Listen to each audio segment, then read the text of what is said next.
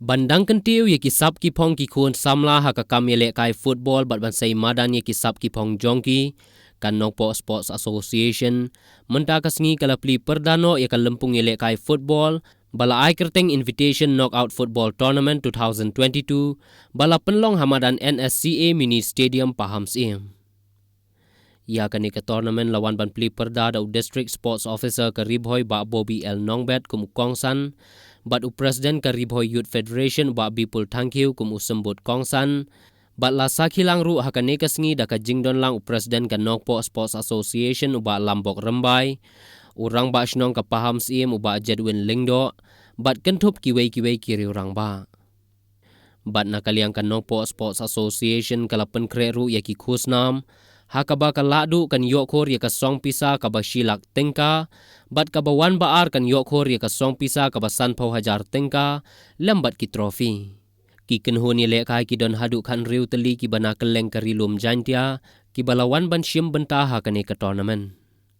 bat ha kane ka jingpli perda ye kane ka tournament laya aireng hapadeng ka Ribhoi United Persha ya ka Umdan Sports Association bat haba phai shaka jing yakhun kine ki arkan hun bat dailing ba ka tiebreaker ba ka Ribhoi United kala yora ya ka nam job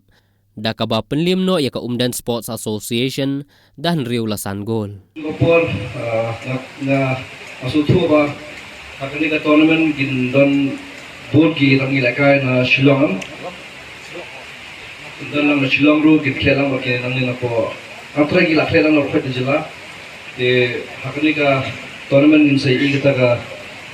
jika standar jung lakai ru ka tournament ru kana baikna sehingga kermen ba kilwon kiban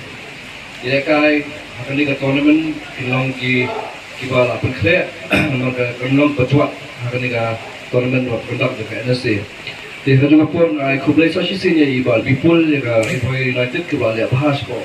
udal gari bat kibala job tournament nasyid budir munsin na ilam bok nasyid keli galong no ba gon sedai bat na tip ba ya bahas te job bat kumjulu la push finance kurusla maka wish you all the best.